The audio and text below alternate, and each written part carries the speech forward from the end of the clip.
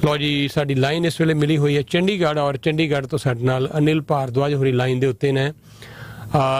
Daily word बड़ा मशहूर अखबार है उत्थे, अगर तुहानूं चेता होवे मनीष तिवारी होरी हिंदुस्तान टाइम नाल रहे, फिर डेली पोस्ट नाल रहे और उन्होंने ये डेली वर्ड नां दा अखबार इस वेले शुरू किया होया है और ये ब्यूरो चीफ ने अनिल होरी उहदे विच बड़े ही तजर्बेकार बड़े मायनाज पत्रकार ने। तो असी बड़े प्रभजोत होरी हो गए वड्डे वड्डे पत्रकारां नाल पंजाब तो रैगूलरली गल करते रहने आ डेली बेसिस दे टाइम टू टाइम। तो इन्हां नाल पहली बारी अज गल करन लगे हाँ, तो कोशिश कराया करांगे कि आने वाले समय इन्हां नाल भी रैगूलरली साडी गलबात हुंदी रहे। सो जिहड़ा विशा है वो बहुत गंभीर है कि पंजाब दे हैल्थ मिनिस्टर नूं ना सिर्फ कैबिनेट चों आउट किया गया है, एक्सपैल किया गया है, खारिज किया गया है, बल्कि उन्हां दे खिलाफ केस रजिस्टर हो गया एंटी करप्शन वालों, अरेस्ट कर लिया गया है। तो ये बड़ी अनप्रैसीडेंटेड गल है, जनरली यह जिहियां गल्लां देखण नूं मिलदियां नहीं। बादल सरकार दा समा देखिया, शरेआम असीं लुੱਟ देखी, शरेआम रिश्वतां लैंदे। बादल दी मिसिज सुरिंदर कौर बादल ते दोष लगते रहे कि किस तरह वो खुलेआम रिश्वत लैंदे सी, टैचियां दे टैची भर के। और बादल साहब ने तो जिस तरह करप्शन नूं कहा जाता है कि उन्होंने राज दे विच एक तरह नाल लीगलाइज ही कर दिता सी। फिर कैप्टन साहब दे वेले भी बड़ियां आसां सी लोकां नूं, पर रुकिया समा, उदों भी करप्शन उदों भी नहीं रुकी। तो पंजाब दे विच आम आदमी पार्टी इस संकल्प नाल आई सी कि असीं रिश्वत नूं बंद करांगे। और पंजाब दे मुख मंत्री भगवंत मान होरां ने खुद एक नंबर भी इशू किया WhatsApp का कि सानूं तुसीं रिकॉर्डिंग भेजो, सबूत दिओ, असीं एक्शन लवांगे। पर कोई उहदे ते भी कोई अजे बहुता कोई कदी कदाई कोई पटवारी, कोई छोटा मोटा कोई ASI, कोई इस तरह के लोगों के उत्ते माड़े मोटे एक्शन नज़र आए। तो वह भी कोई बहुता असर देखने को नहीं मिले। हाँ, लोगों च सहम जरूर पैदा होया, दहशत डर जरूर पैदा होया। किन्ना को असर कर रहा सी वो तो कहना मुश्किल है, पर इस दे चलदियां अपनी ही पार्टी के इन्ने सीनियर लीडर और खास तौर पर सूबे के हैल्थ मिनिस्टर उन्होंने बड़ी सोच विचार के एक्शन लिया गया है। 8-10 दिन पहला मेरे ख्याल जी कंप्लेंट भगवंत मान को आ गई सी। तो ये सारे जोड़े आयाम्स ने उन्होंने उत्ते गलबात करते हैं। सब मेरे नाल लाइन दे उत्ते ने अनिल जी तुहाडा स्वागत करते हैं जी। सत श्री अकाल जी। सत श्री अकाल जी, बहुत बहुत शुक्रिया पहला तो साडे लई समा कढिया तुसीं।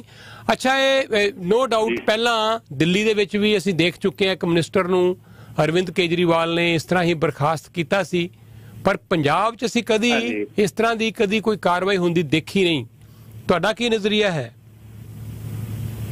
जी बिल्कुल, बड़ा ही एक सिग्निफिकेंट स्टैप है जिहड़ा है बारे नूं मोर ओवर आपां कह सकते बड़ा बोल्ड डिसीजन, बोल्ड स्टैप ये लिया गया है कि एक मंत्री नूं अहुदे तो बर्खास्त कर देना। और इस चीज़ की परवाह नहीं की गई कि इहदा जिहड़ा है इहदे अगे इहदे इंपैक्ट की होणगे, कि सरकार दे उत्ते सवाल उठणगे कि हाली मतलब भ्रष्टाचार च इन्हां दे मंत्री लिप्त हो गए। उस चीज़ नूं जिस तरीके दे नाल भगवंत मान ने कहा भी असीं दबाना नहीं है किसी चीज़ नूं, जो चीज़ आई है उहनूं घोक के ਤੇ ਉਹਨੂੰ ਸਾਰਾ ਜਿਹੜਾ ਹੈ ਲੋਕਾਂ ਦੇ ਅੱਗੇ ਪੇਸ਼ ਕਰਨਾ। ਔਰ ਜਿੱਥੇ ਵੀ ਮਤਲਬ ਜ਼ੀਰੋ ਟੋਲਰੈਂਸ ਹੈ ਕਰਪਸ਼ਨ ਦੇ ਪ੍ਰਤੀ, ਇੱਕ ਵੱਡਾ ਸੰਕੇਤ ਜਿਹੜਾ ਹੈ ਉਹ ਗਿਆ। ਇਹਦੇ ਨਾਲ ਕੀ ਹੈ, ਇਹਦੇ ਨਾਲ ਮਤਲਬ ਇੱਕ ਤੀਰ ਦੇ ਨਾਲ ਕਈ ਨਿਸ਼ਾਨੇ ਕਰਨ ਵਾਲੀ ਗੱਲ ਵੀ ਆਪਾਂ ਕਹਿ ਸਕਦੇ ਹਾਂ।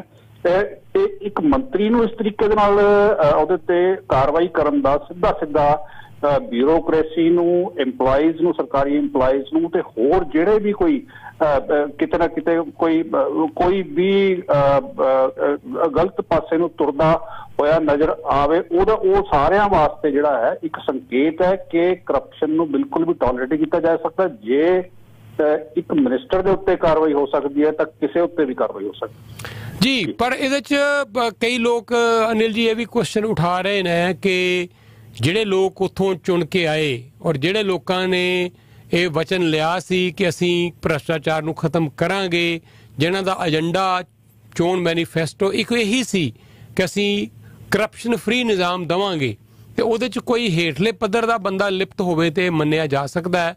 ਮਤਲਬ ਆਮ ਆਦਮੀ ਪਾਰਟੀ ਦੇ ਏਡੇ ਸੀਨੀਅਰ ਆਗੂ ਹੋਣ ਡਾਕਟਰ ਵਿਜੇ ਸਿੰਗਲਾ, ਹੈ ਨਾ ਜੀ, ਔਰ ਉਹਨਾਂ ਕੀ ਉਹ ਸਿਰਫ ਗੱਲਾਂ 'ਚ ਹੀ ਗੱਲਾਂ ਕਰ ਰਹੇ ਸੀ ਜਦੋਂ ਉਹਨਾਂ ਨੇ ਇਲੈਕਸ਼ਨ ਲੜੇ ਹੋਣਗੇ, ਜਦੋਂ ਸਰਕਾਰ ਨੇ ਉੱਥੇ ਜਾ ਕੇ ਸਹੁੰ ਚੁੱਕੀ ਹੈ ਖਟਕੜ ਕਲਾਂ, उस वेले ਜਦੋਂ ਵੀ ਹਰ ਸਟੈਪ ਦੇ ਉੱਤੇ ਜਦੋਂ ਇਹ ਗੱਲ ਬਾਰ-ਬਾਰ ਕਹੀ ਜਾ ਰਹੀ ਸੀ ਪਾਰਟੀ ਵੱਲੋਂ ਕਿ ਜ਼ੀਰੋ ਟੋਲਰੈਂਸ ਹੈ ਤੇ ਕੀ ਹਜੇ ਵੀ ਆਮ ਆਦਮੀ ਪਾਰਟੀ ਦੇ ਮਤਲਬ ਬਹੁਤ ਸਾਰੇ ਮਿਨਿਸਟਰ ਕਹਿ ਲਓ, ਐਮਐਲਏ ਕਹਿ ਲਓ, ਕਿਤਨਾ ਕਿਤੇ ਉਹਨਾਂ ਨੂੰ ਸੁਨੇਹਾ ਨਹੀਂ ਸੀ ਜਾਂ ਆਦਤ ਤੋਂ ਮਜਬੂਰ ਨੇ ਉਹ?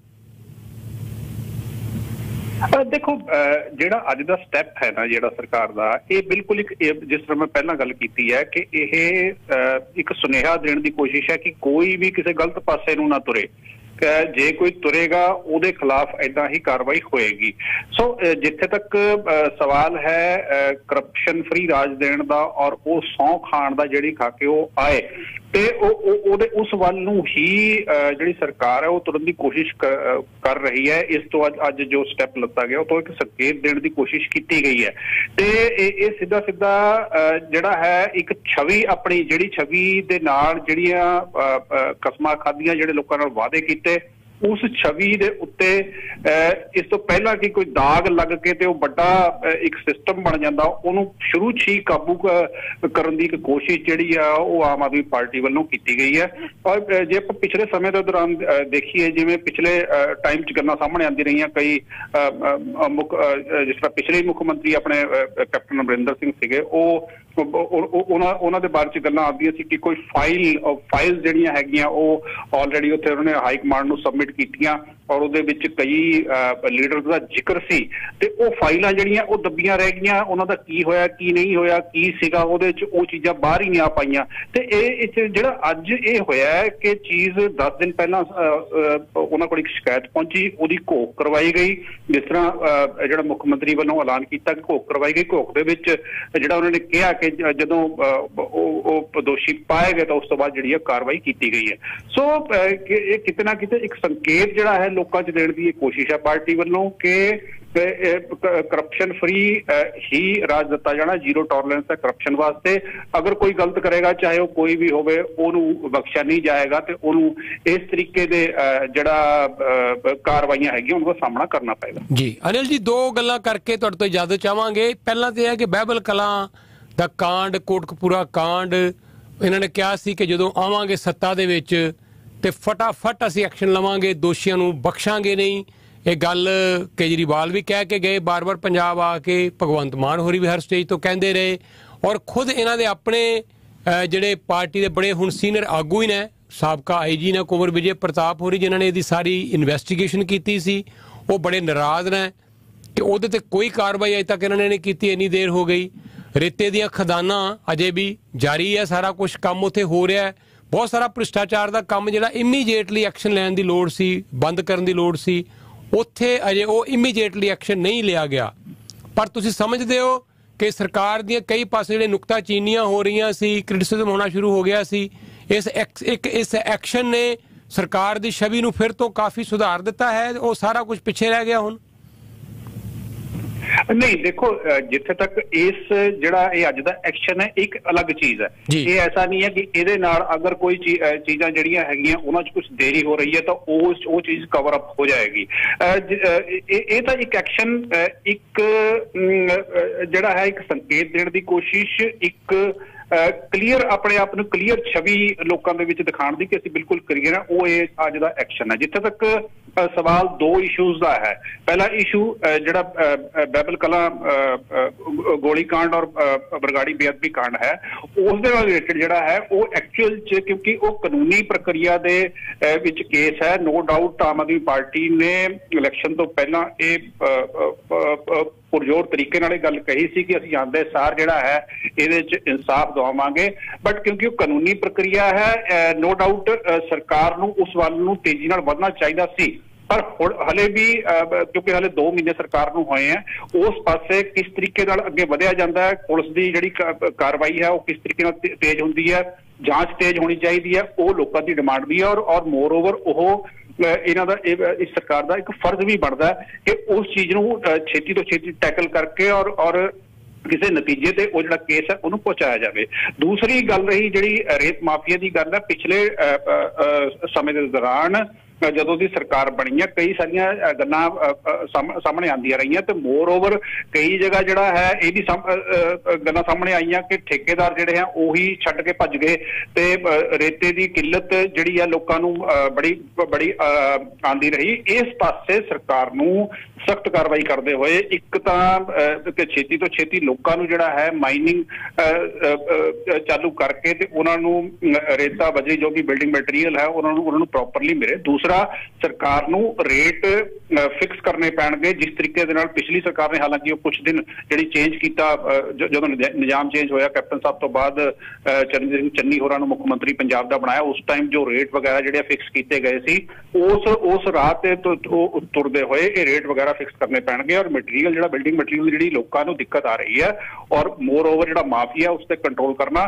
ਸਰਕਾਰ ਦੇ ਲਈ ਇਸ ਟਾਈਮ ਦੀ ਬਹੁਤ ਵੱਡੀ ਚੁਣੌਤੀ ਹੈ। ਠੀਕ ਹੈ ਜੀ, ਚਲੋ ਜੀ ਮੇਰਾ ਲਾਸਟ ਹੁਣ ਤੁਹਾਨੂੰ ਸਵਾਲ ਇੰਨਾ ਹੀ ਹੈ ਕਿ ਅਕਾਲੀਆਂ ਦੇ ਵੇਲੇ ਅਸੀਂ ਦੇਖਿਆ ਦੱਬ ਕੇ ਕਰਪਸ਼ਨ ਹੋਈ, ਸ਼ਰੇਆਮ ਲੁੱਟ ਪਈ, ਇਹਦੇ 'ਚ ਕੋਈ ਦੋ ਰਾਏ ਨਹੀਂ ਹੈ। ਕੈਪਟਨ ਸਾਹਿਬ ਵੀ ਕੁਝ ਨਹੀਂ ਕਰ ਸਕੇ, ਲੁੱਟ ਉਦੋਂ ਵੀ ਪੈਂਦੀ ਰਹੀ। ਤਾਂ ਇਸ ਵੇਲੇ ਜਦੋਂ ਕਿ ਵਿਰੋਧੀ ਪਾਰਟੀਆਂ ਕੋਲ ਇੱਕ ਤੇ ਹੁਣ ਅਕਾਲੀਆਂ ਕੋਲ ਲੈ ਦੇ ਕੇ 3 ਤੇ ਸਾਰੇ MLA ਨੇ ਹੈ ਨਾ ਜੀ, ਤੇ ਕੋਈ ਉਹਨਾਂ ਕੋਲ ਮੁੱਦਾ ਨਹੀਂ ਹੈ। ਉੱਤੋਂ ਕਾਂਗਰਸ ਦਾ ਵੀ ਹਾਲ ਇਹ ਹੈ ਕਿ ਪਾਰਟੀ ਪਈ ਹੈ ਕਾਂਗਰਸ ਪਾਰਟੀ ਤੇ ਮੁੱਦਾ ਉਹਨਾਂ ਕੋਲ ਵੀ ਕੋਈ ਨਹੀਂ। ਕਿਸਾਨ ਆਏ ਸੀ ਪਰ ਕਿਸਾਨਾਂ ਨੂੰ ਬੜੇ ਸਿਆਣਪ ਨਾਲ ਟੈਕਲ ਕਰ ਲਿਆ ਭਗਵੰਤ ਮਾਨ ਔਰ ਉਹਨਾਂ ਦੀ ਸਰਕਾਰ ਨੇ, ਕਾਫੀ ਸਾਰੀਆਂ ਉਹਨਾਂ ਦੀਆਂ ਮੰਗਾਂ ਮੰਨ ਲਈਆਂ। ਤੇ ਇਹ ਜਿਹੜਾ ਐਕਸ਼ਨ ਲਿਆ ਮੇਰੇ ਖਿਆਲ ਦੇ ਵਿੱਚ ਇਹਨੇ ਹੋਰ ਹਾਸ਼ੀਏ ਤੇ ਧਕੇਲ ਦਿੱਤਾ ਹੈ ਆਪੋਜੀਸ਼ਨ ਪਾਰਟੀਆਂ ਨੂੰ। ਮੇਰਾ ਖਿਆਲ ਉਹਨਾਂ ਨੂੰ ਜ਼ਰੂਰ ਸ਼ਰਮ ਆਉਂਦੀ ਹੋਏਗੀ ਅੱਜ ਕਿ ਸਾਡੇ ਰਾਜ ਦੇ ਵਿੱਚ ਤੇ ਕਰਪਸ਼ਨ ਇਸ ਹੱਦ ਤੱਕ ਸੀ ਔਰ ਇਹਨਾਂ ਨੇ ਜੁਰਤ ਕਰਕੇ ਦਿਖਾਈ ਹੈ ਔਰ ਪੰਜਾਬ 'ਚ ਇੱਕ ਨਵਾਂ ਸੰਦੇਸ਼ ਦੇਣ 'ਚ ਸਰਕਾਰ ਕਾਮਯਾਬ ਹੋਈ ਹੈ। ਜੀ ਬਿਲਕੁਲ, ਦੇਖੋ ਸੰਦੇਸ਼ ਦੇਣ 'ਚ ਕਾਮਯਾਬ ਹੋਈ ਹੈ ਨੋ ਡਾਊਟ। ਅੱਜ ਦਾ ਐਕਸ਼ਨ ਵੀ ਔਰ ਇਸ ਤੋਂ ਪਹਿਲਾਂ ਦੋ ਇਹਦੇ ਵਿੱਚ ਇੱਕ ਵੱਡਾ ਜਿਹੜਾ ਅੰਦੋਲਨ ਜਿਹੜਾ ਕਿ ਇੱਕ ਵੱਡਾ ਰੂਪ ਲੈ ਸਕਦਾ ਸੀ ਉਹਨੂੰ ਟੈਕਲ ਕਰ ਲੈਣਾ ਔਰ ਬੜੇ ਵਧੀਆ ਤਰੀਕੇ ਦੇ ਨਾਲ ਉਹਨੂੰ ਸੈਟਲ ਕਰ ਲੈਣਾ, ਸਾਰਿਆਂ ਦੀਆਂ ਮੰਗਾਂ ਮੰਨ ਕੇ ਔਰ ਬਿਲਕੁਲ ਸਭ ਨੂੰ ਸੰਤੁਸ਼ਟ ਕਰਕੇ ਤੋਰਨਾ। ਇਹ ਜਿਹੜੇ ਹੈ ਸਰਕਾਰ ਦੇ ਸਟੈਪ ਜਿਹੜੇ ਦੋ ਇਹ ਪਿਛਲੇ ਦਿਨਾਂ ਦੇ ਇੱਕ ਅੱਜ ਦਾ ਸਟੈਪ ਔਰ ਇੱਕ ਜੋ 2-3 ਕਿਸਾਨਾਂ ਵਾਲਾ ਜਿਹੜਾ ਹੋਇਆ ਫੈਸਲਾ, ਇਹਦੇ ਨਾਲ ਸਰਕਾਰ ਦੀ ਜਿਹੜੀ ਛਵੀ ਹੈ ਨੋ ਡਾਊਟ ਉਹ ਜੋ ਚੱਲ ਰਿਹਾ ਸੀ ਵਿਰੋਧੀ ਤਰ੍ਹਾਂ ਆਕ੍ਰਾਮਕ ਸੀਗੀਆਂ ਕਿ ਜਿਹੜਾ ਹੈ ਸਰਕਾਰ ਉਸ ਤਰੀਕੇ ਦੇ ਨਾਲ ਨਹੀਂ ਚੱਲ ਰਹੀ ਜਿਵੇਂ ਜਿੱਦਾਂ ਦੇ ਵਾਅਦੇ ਕਰਕੇ ਆਇਆ ਸੀ। ਬਟ ਇਹ ਜਿਹੜੇ ਕੁਝ ਦਿਨ ਦੇ ਸਟੈਪ ਹੈਗੇ ਇਹਨਾਂ ਦੇ ਨਾਲ ਸਰਕਾਰ ਦੀ ਛਵੀ 'ਚ ਸੁਧਾਰ ਹੋਇਆ ਨੋ ਡਾਊਟ। ਬਟ ਹਲੇ ਵੀ ਬਹੁਤ ਕੁਝ ਕਰਨ ਨੂੰ ਹੈ ਕਿਉਂਕਿ ਜਿਸ ਤਰ੍ਹਾਂ ਪਹਿਲੀ ਤੁਸੀਂ ਵੀ ਗੱਲ ਕੀਤੀ ਹੈ, ਚਾਹੇ ਉਹ ਬੇਅਦਬੀ ਦਾ ਇਸ਼ੂ ਹੋਵੇ, ਚਾਹੇ ਮਾਈਨਿੰਗ ਮਾਫੀਆ ਦਾ ਇਸ਼ੂ ਹੈ ਔਰ ਚਾਹੇ ਬਿਜਲੀ ਦਾ ਇੱਕ ਬਹੁਤ ਵੱਡਾ ਇਸ਼ੂ ਹੈ, ਬਿਜਲੀ ਵਾਲਾ ਪੁਆਇੰਟ ਜਿਹੜਾ ਹੈ ਉਹ ਵੀ ਬਹੁਤ ਵੱਡਾ ਹੈ। ਸੋ ਇਹ ਸਾਰੀਆਂ ਚੀਜ਼ਾਂ ਤੇ ਔਰ ਲਾਅ ਐਂਡ ਆਰਡਰ ਨੂੰ ਲੈ ਕੇ ਪਿਛਲੇ ਦਿਨੀ ਜੋ ਕੁਛ ਇੱਥੇ ਹੋਇਆ ਉਹ ਵੀ ਇੱਕ ਗੰਭੀਰ ਵਿਸ਼ਾ ਹੈ ਤੇ ਸਰਕਾਰ ਨੂੰ ਸਾਰੇ ਫਰੰਟ ਤੇ ਜਿਹੜਾ ਹੈ ਕਾਫੀ ਗੰਭੀਰਤਾ ਨਾਲ ਸੋਚਣਾ ਪਵੇਗਾ ਔਰ ਤੁਰਨਾ ਪਵੇਗਾ। ਬਹੁਤ ਬਹੁਤ ਸ਼ੁਕਰੀਆ ਅਨਿਲ ਜੀ। ਔਰ ਮੇਰੇ ਖਿਆਲ 'ਚ ਜਿਹੜੇ ਲੋਕ ਇਹ ਸੋਚਦੇ ਸੀ ਕਿ ਸ਼ਾਇਦ ਭਗਵੰਤ ਮਾਨ ਦਾ ਮਜ਼ਾਕ ਵੀ ਉਡਾਇਆ ਜਾਂਦਾ ਰਿਹਾ, ਸ਼ਰਾਬੀ ਕਬਾਬੀ ਹੈ ਔਰ ਇਹਨਾਂ ਨੂੰ ਕੋਈ ਨੌ ਸਿੱਖੀਏ ਨਾ, ਇਹਨਾਂ ਨੂੰ ਕੋਈ ਤਜਰਬਾ ਨਹੀਂ ਇਹ ਰਾਜ ਕਰਨ ਦਾ, ਤੇ ਐਂ ਲੱਗਦਾ ਸੀ ਕਿ ਸ਼ਾਇਦ ਕੈਪਟਨ ਅਮਰਿੰਦਰ ਸਿੰਘ ਜਾਂ ਅਕਾਲੀ ਇਹਨਾਂ ਤੋਂ ਇਲਾਵਾ ਕੋਈ ਬੰਦਾ ਪੰਜਾਬ 'ਚ ਰਾਜ ਕਰ ਹੀ ਨਹੀਂ ਸਕਦਾ, ਕਰਨਾ ਹੀ ਨਹੀਂ ਆਏਗਾ।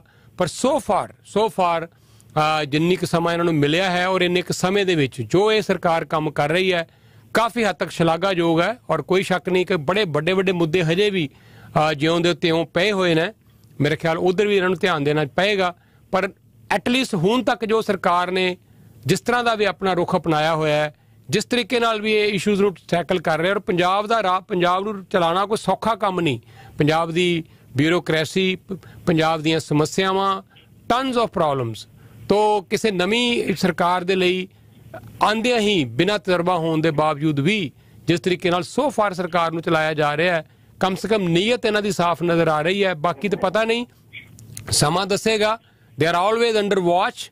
ਪਰ ਸੋ ਫਾਰ ਅੱਜ ਦਾ ਇਹ ਬੜਾ ਵੱਡਾ ਇੱਕ ਤਰ੍ਹਾਂ ਦਾ ਪੰਜਾਬ ਦੇ ਰਾਜਨੀਤਿਕ ਇਤਿਹਾਸ ਦੇ ਵਿੱਚ ਇੱਕ ਅੱਜ ਦਾ ਇਹ ਐਕਸ਼ਨ ਹੈ ਔਰ ਇਹਦਾ ਅਸਰ ਥੱਲੇ ਤੱਕ ਕਿਵੇਂ ਜਾਂਦਾ, ਕਿੰਨਾ ਇਹਦੇ ਨਾਲ ਰਿਸ਼ਵਤਖੋਰੀ ਬੰਦ ਹੁੰਦੀ ਹੈ, ਇਹ ਦੇਖਣ ਵਾਲੀ ਗੱਲ ਹੋਏਗੀ। ਪਰ ਸੋ ਫਾਰ ਇਹ ਸ਼ਲਾਘਾਯੋਗ ਹੈ ਜੋ ਵੀ ਅੱਜ ਭਗਵੰਤ ਮਾਨ ਨੇ ਜੋ ਵੀ ਕੀਤਾ ਹੈ। ਅਨਿਲ ਜੀ ਬਹੁਤ ਬਹੁਤ ਸ਼ੁਕਰੀਆ ਔਰ ਤੁਹਾਡੇ ਨਾਲ ਫਿਰ ਜਲਦੀ ਗੱਲ ਕਰਾਂਗੇ ਜੀ। Thank you sir, thank you so much. ਇਹ ਸਨ ਡੇਲੀ ਵਰਡ, ਬੜਾ ਵੱਡਾ ਇੱਕ ਬੜਾ ਮਸ਼ਹੂਰ ਅਖਬਾਰ ਹੈ, ਉਹਨਾਂ ਦੇ ਬਿਊਰੋ ਚੀਫ ਅਨਿਲ ਭਾਰਦਵਾਜ ਸਾਡੇ ਨਾਲ ਗੱਲਬਾਤ ਕਰ ਰਹੇ ਸਨ। 12:15 ਵਜੇ ਅਸੀਂ ਆਪਣੇ ਇੱਥੋਂ ਦਾ ਜਿਹੜਾ ਇਲੈਕਸ਼ਨ ਦਾ ਹੁਣ ਦੌਰ ਅਗਲਾ ਸ਼ੁਰੂ ਹੋ ਜਾਣਾ 12 ਵਜੇ ਤੋਂ ਬਾਅਦ, 12 ਵੱਜਣ ਵਾਲੇ ਨੇ। ਤਾਂ 12 ਤੋਂ ਅਸੀਂ ਵੈਸੇ ਮੋਸਟਲੀ ਇਲੈਕਸ਼ਨ ਨੂੰ ਸਮਰਪਿਤ ਕੀਤਾ ਹੋਇਆ ਟਾਈਮ, ਪਰ ਮੀਨਾਕਸ਼ੀ ਹੋਰੀ ਲੈ ਕੇ ਹੋਣਗੇ ਹਾਜ਼ਰ ਬਹੁਤ ਸਾਰੀਆਂ ਲੋਕਲ ਖਬਰਾਂ ਵੀ ਨਾਲ ਦੀ ਨਾਲ, ਕਈ ਕੈਂਡੀਡੇਟਸ ਨਾਲ ਵੀ ਅਸੀਂ ਗੱਲਬਾਤ ਕਰਦੇ ਰਹਿਣਾ ਹੈ। ਜੁੜੇ ਰਹੋ ਸਾਡੇ ਨਾਲ 1 ਵਜੇ ਤੱਕ।